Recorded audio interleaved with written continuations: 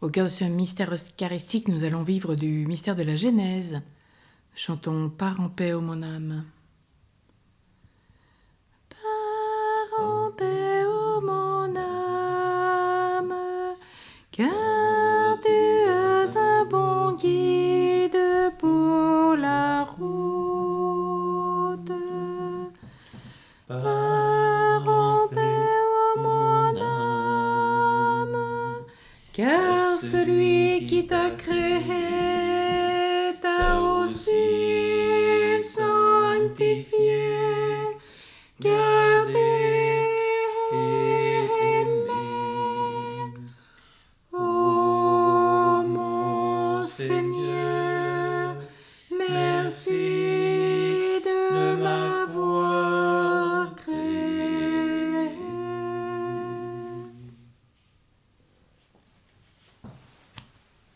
Au nom du Père et du Fils et du Saint-Esprit. Amen. Le Seigneur soit avec vous. Et avec votre esprit. Merci de m'avoir créé. Venons-nous de chanter. Et c'est bien sur cette création de l'être humain, homme et femme, que la première lecture de ce jour va nous sanctifier. Mais en ce jour, l'Église évoque le pape Pie IX, ordonné prêtre en 1819 à Rome. Il devient pape en 1846. C'est lui qui aura le pontificat le plus long de l'histoire de l'Église, 32 ans.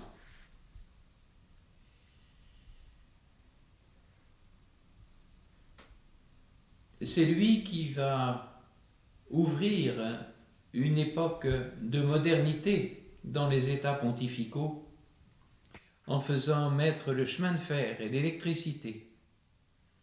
C'est lui qui va ordonner de détruire le mur qui entoure le ghetto, quartier où vivent les Juifs et dont ils n'ont pas le droit de sortir.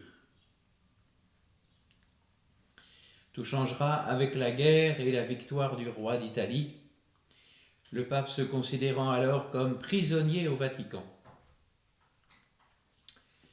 Néanmoins, le 8 décembre 1854, le pape Pie IX proclamera le dogme de l'Immaculée Conception.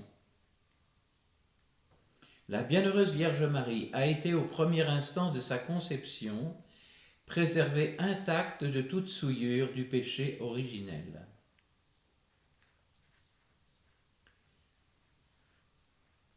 Ce dogme, en 1854, sera confirmé par la Vierge, par la Dame elle-même, en 1858 à Bernadette. N'oublions pas que nous sommes dans cette neuvaine préparatoire à sa fête.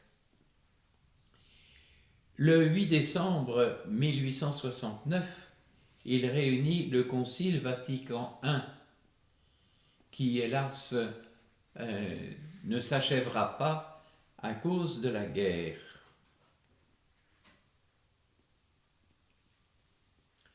Il répétait souvent à ses proches: dans les choses humaines, il faut se contenter de faire du mieux que l'on peut, et pour le reste, s'abandonner à la providence qui palliera les défauts et les insuffisances de l'homme.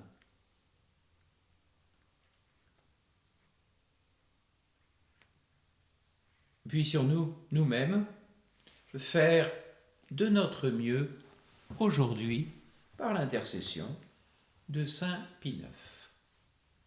Entrons dans cette Eucharistie en reconnaissant que nous avons péché.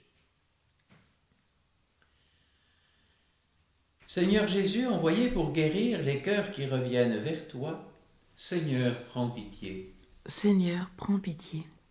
Ô Christ, venu appeler les pécheurs, ô Christ, prends pitié. Ô Christ, prends pitié. Seigneur qui siège à la droite du Père où tu intercèdes pour nous, Seigneur, prends pitié. Seigneur, prends pitié. Que Dieu Tout-Puissant nous fasse miséricorde, qu'il nous pardonne nos péchés, nous conduise à la vie éternelle. Amen. Prions le Seigneur. Dieu Tout-Puissant, nous t'en prions, accorde-nous de conformer à ta volonté nos paroles et nos actes, dans une inlassable recherche des biens spirituels. Par Jésus-Christ, ton Fils, notre Seigneur, qui vit et règne avec toi dans l'unité du Saint-Esprit, Dieu pour les siècles des siècles. Amen.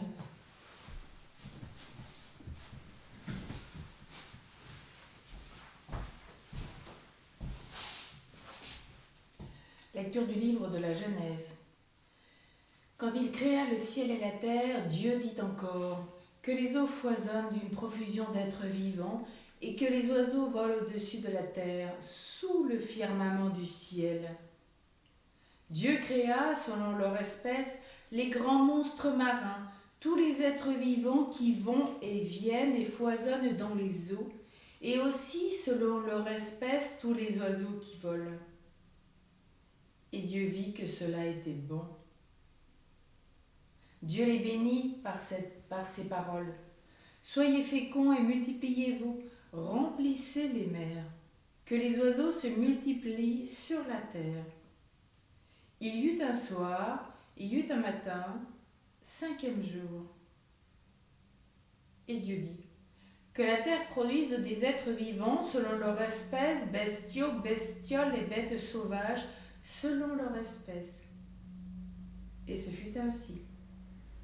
Dieu fit les bêtes sauvages selon leur espèce, les bestiaux selon leur espèce, et toutes les bestioles de la terre selon leur espèce. Et Dieu vit que cela était bon.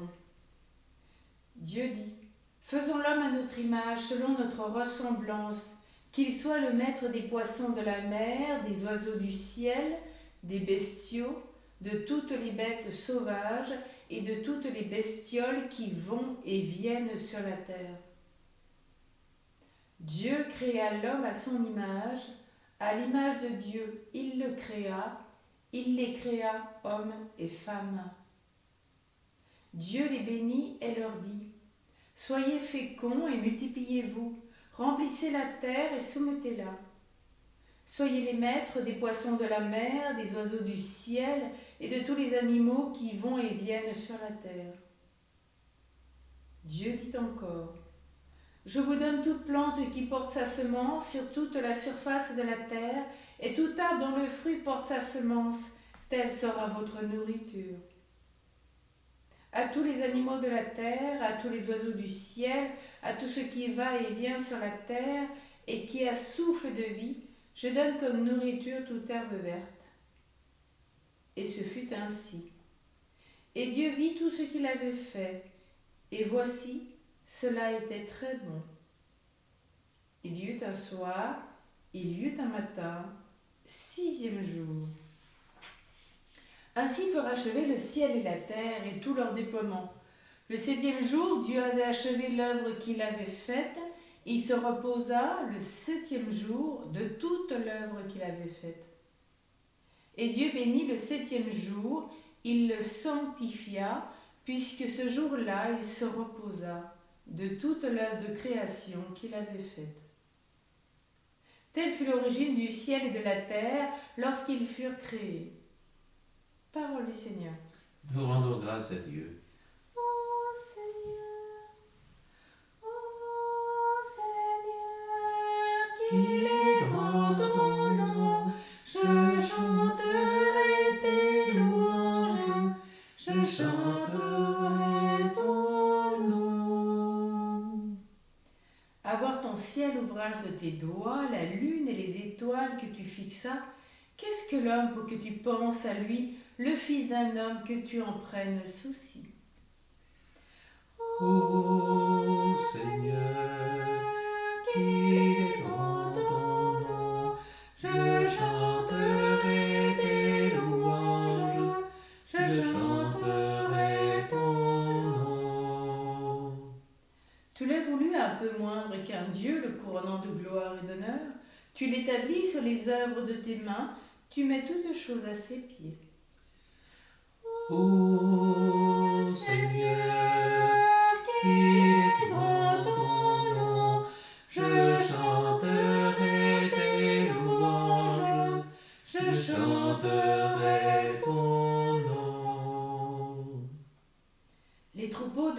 et de brebis et même les bêtes sauvages, les oiseaux du ciel et les poissons de la mer, tout ce qui va son chemin dans les eaux. Ô Seigneur, qu'il est grand ton nom, je chanterai tes louanges, je chanterai ton nom. Alléluia. Alléluia. Incline mon cœur vers tes exigences, fais-moi la grâce de ta loi, Seigneur. Alléluia. Le Seigneur soit avec vous. Et avec votre esprit. Évangile de Jésus-Christ selon saint Marc. Gloire à toi, Seigneur. En ce temps-là, les pharisiens et quelques scribes venus de Jérusalem se réunissent auprès de Jésus et voient quelques-uns de ses disciples prendre leur repas avec des mains impures, c'est-à-dire non lavées.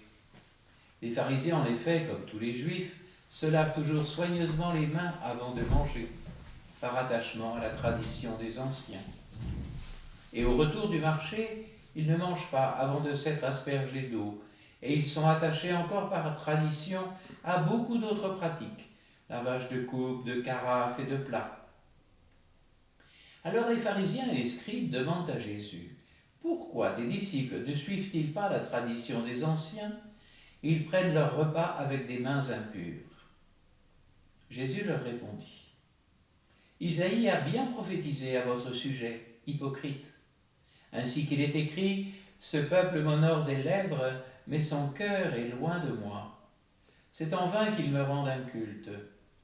Les doctrines qu'ils enseignent ne sont que des préceptes humains. Vous aussi, vous laissez de côté le commandement de Dieu pour vous attacher à la tradition des hommes. » Il leur disait encore: « Vous rejetez bel et bien le commandement de Dieu pour établir votre tradition.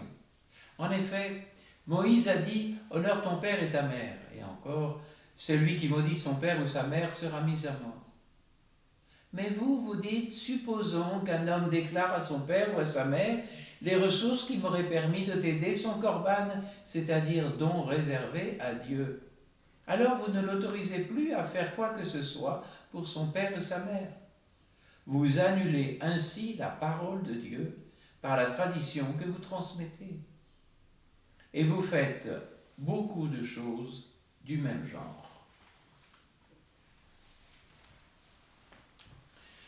Acclamons la parole de Dieu. Louange à toi, Seigneur Jésus.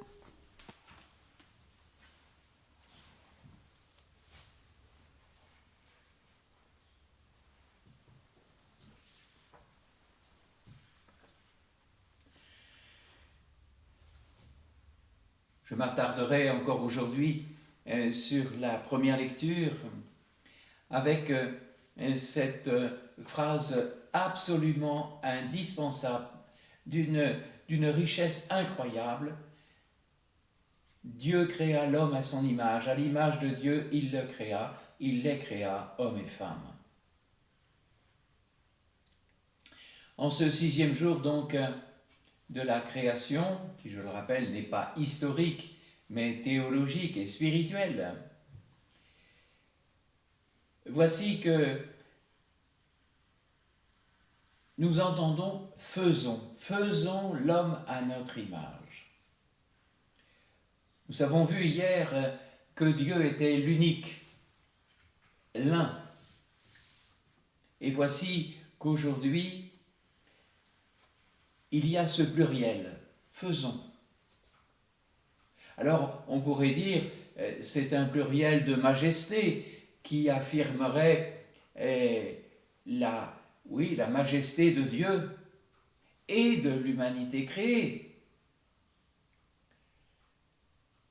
Mais les êtres humains ne sont pas des dieux majestueux, mais des créatures.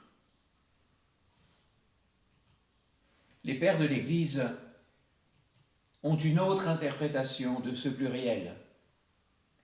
Pour eux, c'est la Trinité divine, unissant Dieu le Père, Créateur, le Fils, Rédempteur, et l'Esprit Saint, le souffle consolateur. Quelle que soit l'interprétation que nous lui donnons, il y a cette affirmation fondamentale, je le répète, sur cette implication particulière de Dieu pour la création de l'humanité. Faisons l'homme. Et le terme qui est utilisé en hébreu est un terme que nous connaissons tous, Adam. Tout être humain est Adam.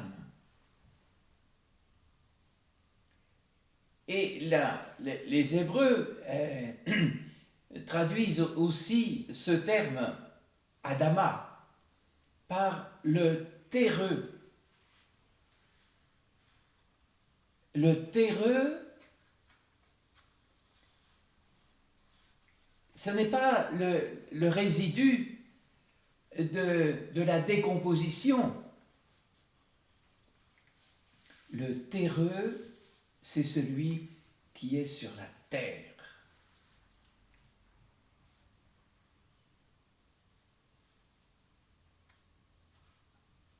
Et nous remarquons que cet être humain, cet Adam, pardon, n'est pas créé comme les autres créatures.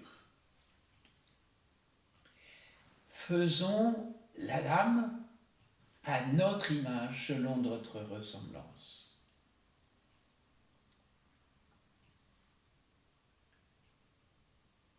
Ici, il y a une tentative pour tout être humain de se faire l'idole pour représenter l'idéal. Ici, le texte ne montre pas un homme créant une statue d'un Dieu, comme pour dire Dieu est à la ressemblance de l'homme. Non, Dieu crée l'humanité à son image. Nous avons vu hier que Dieu était ce créateur qui respire, dont le souffle permet la vie.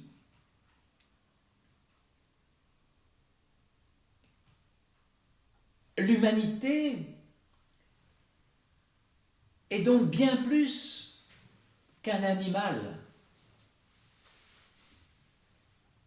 Il y a une part divine de Dieu en chaque être humain. Quelquefois, des personnes cherchent à nous dire, mais non, l'être humain, il a un corps et puis il a une intelligence, point final. Non! Nous avons ici la première description de tout être humain. Il est créé par Dieu, il a un corps, il a une intelligence et il a une vie spirituelle, il a une âme, il a un cœur. Et ça, c'est constitutif de notre humanité.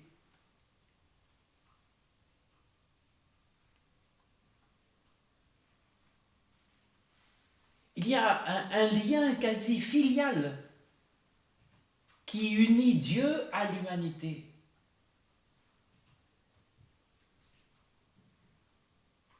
Rien ne pourra supprimer cela.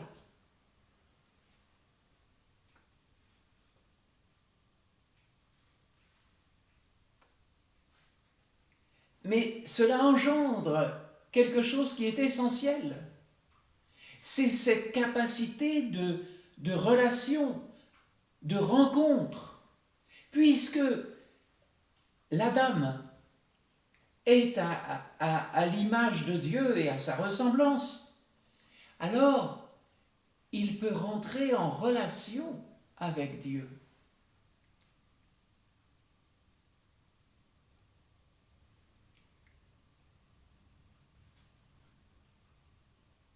Et le texte continue en nous reprécisant bien. Dieu créa l'homme à son image, à l'image de Dieu il le créa. Il fait 3 fois dans le même texte qui dit la même chose. Il les créa, hommes et femmes.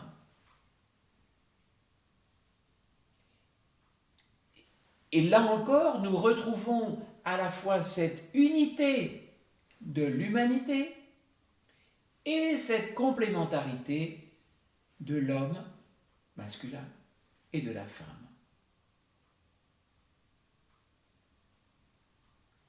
Parce qu'ils sont à l'image de Dieu.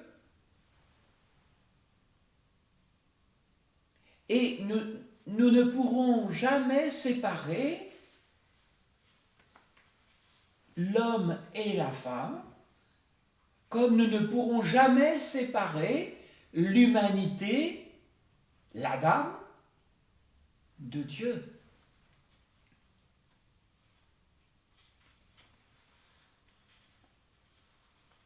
Alors, cela entraîne une conséquence. C'est que ce n'est pas l'homme qui est maître de la vie, ni à son origine, ni à son terme.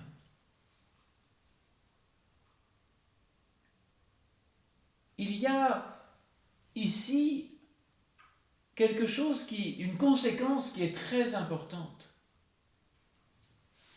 Parce que ce n'est pas à l'homme de décider de la vie ou de la mort de ses semblables.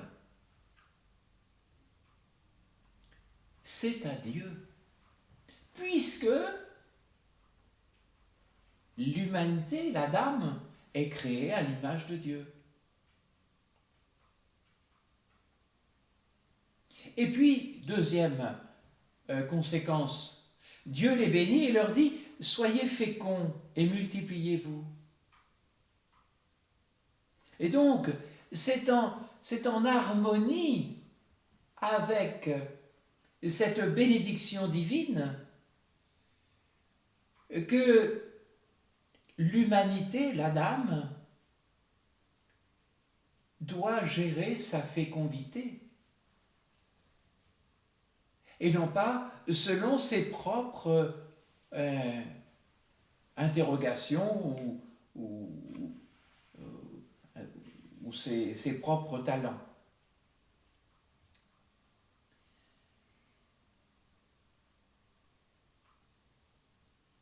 Enfin, dernière petite remarque.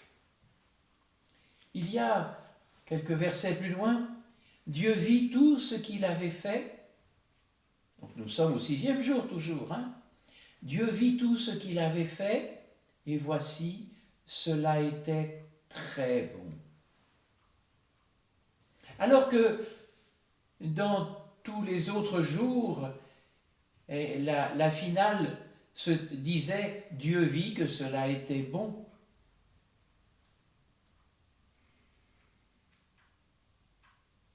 Ici, lorsque Dieu crée l'Adam à son image et selon sa ressemblance, lorsqu'il bénit, alors cela est très bon. Et nous sommes invités à rentrer dans ce superlatif. Lorsque nous rencontrons d'autres personnes cela est très bon. Parce que chaque être humain est habité par cette Trinité.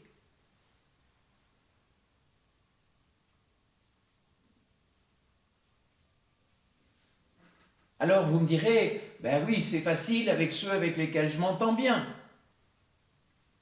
Ben oui, mais ça, c'est un raisonnement humain, normal. Le disciple du Christ,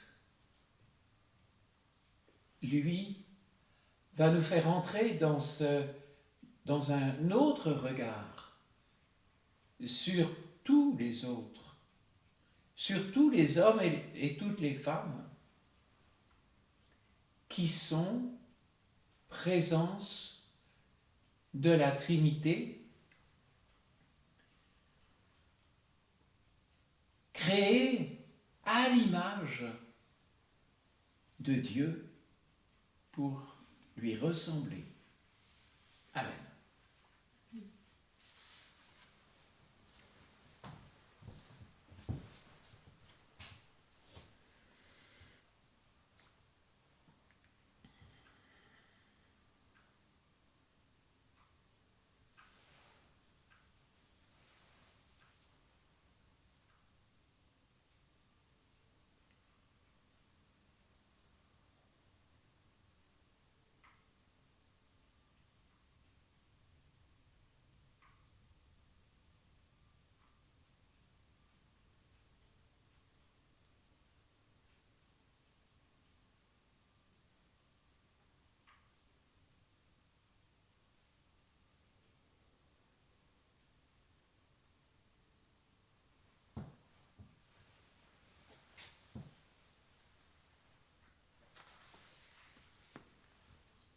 Tu es béni, Seigneur Dieu de l'univers.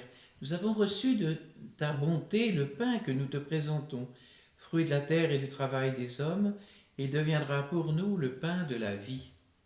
Béni soit Dieu maintenant et toujours.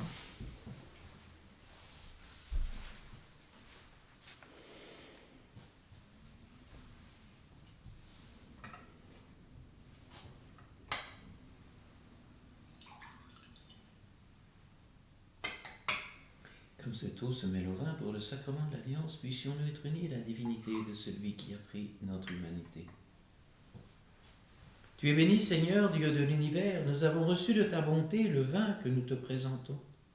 Fruit de la vigne et du travail des hommes, il deviendra pour nous le vin du royaume éternel. Béni soit Dieu maintenant et toujours.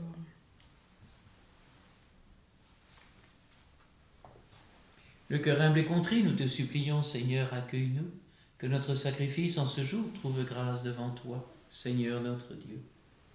Lave-moi de mes fautes, Seigneur, purifie-moi de mon péché.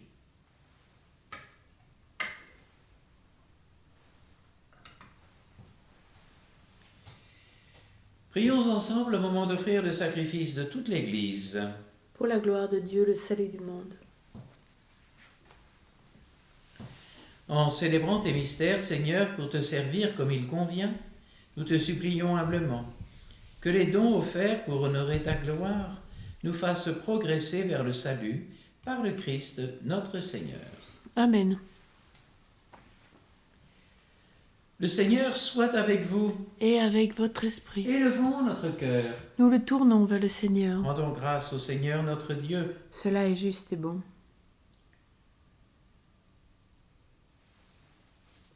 Vraiment, il est juste et bon pour ta gloire et notre salut de t'offrir notre action de grâce toujours et en tout lieu, Seigneur Père très saint, Dieu éternel et tout-puissant. C'est par ton Fils bien-aimé que tu as formé le genre humain, et c'est encore par lui que dans ta grande bonté, tu le renouvelles. Voilà pourquoi toutes les créatures te servent. Le peuple que tu as racheté célèbre ta louange. Les saints te bénissent d'un seul cœur. Et déjà, nous pouvons te louer avec tous les anges, et dans la joie, nous ne cessons de proclamer. Saint, Saint, Saint le Seigneur, Dieu de l'univers, le ciel et la terre sont remplis de ta gloire. Hosanna au plus haut des cieux. Béni soit celui qui vient au nom du Seigneur. Hosanna au plus haut des cieux. Toi qui es vraiment saint, toi qui es la source de toute sainteté, Seigneur, nous te prions.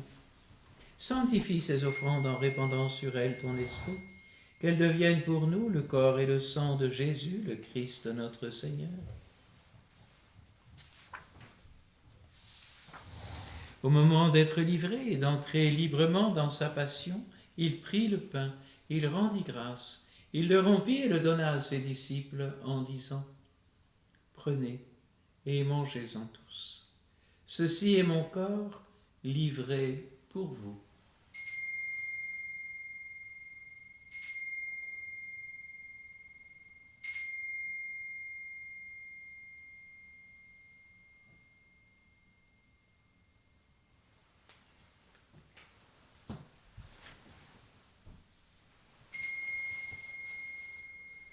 De même, après le repas, il prit la coupe. De nouveau, il rendit grâce et la donna à ses disciples en disant « Prenez, buvez-en tous, car ceci est la coupe de mon sang, le sang de l'alliance nouvelle et éternelle, qui sera versé pour vous et pour la multitude en rémission des péchés. Vous ferez cela en mémoire de moi. »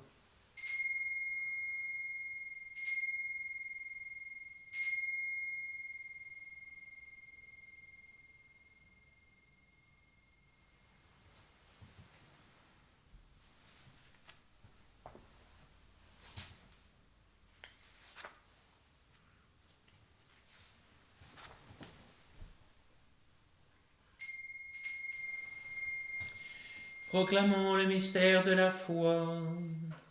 Gloire à toi qui étais mort, gloire à toi qui es vivant, notre Sauveur et notre Dieu. Viens, Seigneur Jésus. En faisant ainsi mémoire de la mort et de la résurrection de ton Fils, nous t'offrons, Seigneur, le pain de la vie et la coupe du salut. Et nous te rendons grâce car tu nous as estimés dignes de nous tenir devant toi pour te servir. Humblement nous te demandons qu'en ayant part au corps et au sang du Christ, nous soyons rassemblés par l'Esprit Saint en un seul corps. Souviens-toi, Seigneur, de ton Église répandue à travers le monde. Fais-la grandir dans ta charité, en union avec notre pape François, tous les évêques, les prêtres et les diacres. Nous souviens-toi aussi de nos frères et sœurs qui se sont endormis dans l'espérance de la résurrection. Et souviens-toi dans ta miséricorde de tous les défunts. Accueille-les dans la lumière de ton visage. Souviens-toi de Désiré des défunts des familles d'Hiponio et Gnanou. Souviens-toi de Jacques. Souviens-toi de Lucienne et les défunts des familles Vidal-Vernant et Cano. Sur nous tous, enfin, nous implorons ta bonté, et spécialement sur Jean Guiter et sa famille, sur Georgette et les familles d'Hiponio et Gnanou, sur Philippe et Marie et les familles Vidal-Vernant et Cano. Permets qu'avec la Vierge Marie, la bienheureuse Mère de Dieu, avec Saint Joseph son époux, les apôtres et tous les saints qui ont fait ta joie au long des âges, nous ayons part à la vie éternelle et que nous chantions ta louange et ta gloire par ton Fils Jésus le Christ.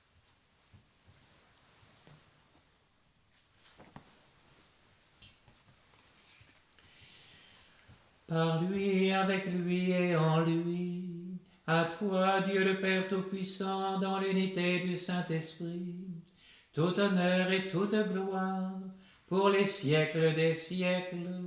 Amen.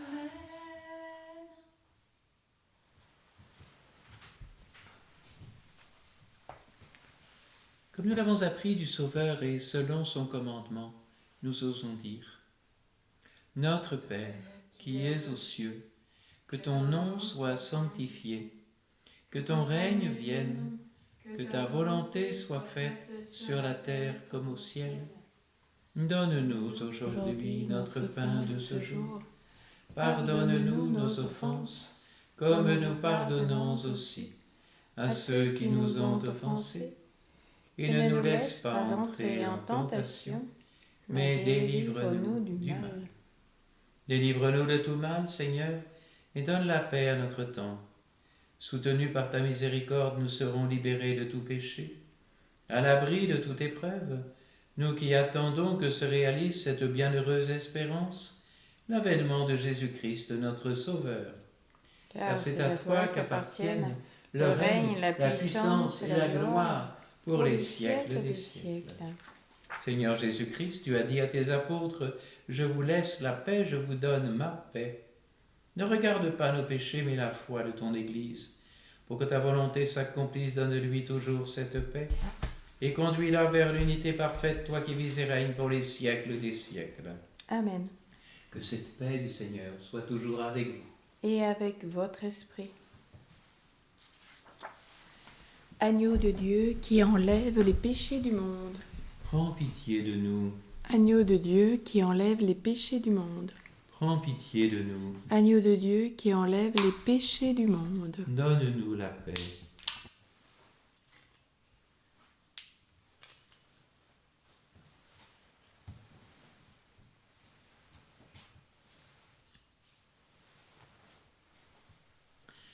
Voici l'agneau de Dieu, voici celui qui enlève les péchés du monde. Heureux les invités au repas des noces de l'agneau.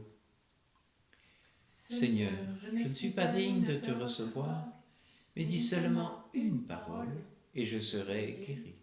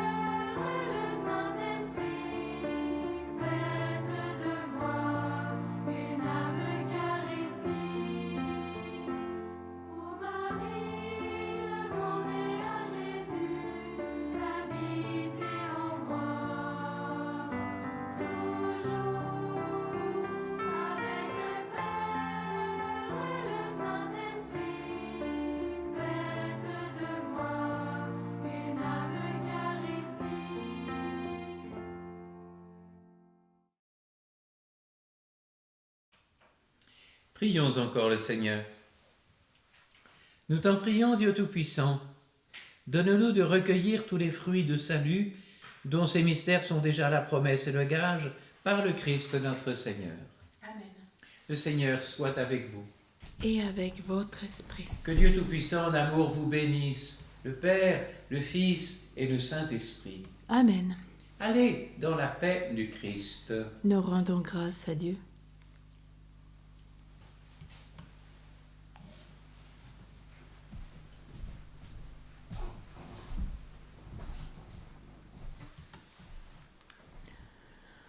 Auguste Reine des cieux, souveraine maîtresse des anges, vous qui dès le commencement avez reçu de Dieu le pouvoir et la mission D'écraser la tête de Satan, nous vous le demandons humblement. Envoyez vos légions saintes, pour que sous vos ordres et par votre puissance, elles poursuivent les démons, les combattent partout, répriment leur audace et les refoulent dans l'abîme. Qui est comme Dieu?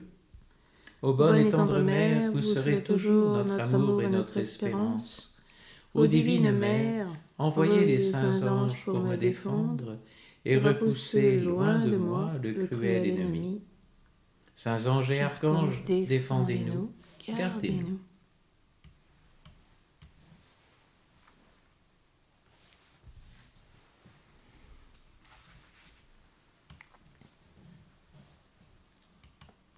Souvenez-vous, ô très chaste époux de Marie, mon aimable protecteur Saint Joseph, que l'on n'a jamais entendu dire que quelqu'un ait sollicité votre protection et a imploré votre secours sans avoir été consolé. Je viens avec confiance me présenter devant vous et me recommander à vous avec ferveur. Ne rejetez pas mes prières, Père virginal du Rédempteur, mais écoutez-les avec bonté et daignez les exaucer. Amen. Marie au cœur douloureux et immaculé. Sois notre refuge et conduis-nous vers le Père. Marie, reine de la paix. Prie pour nous. Saint Joseph, chef de la Sainte Famille. Prie pour nous et sanctifie nos familles. Saint Pie IX. Prie pour nous.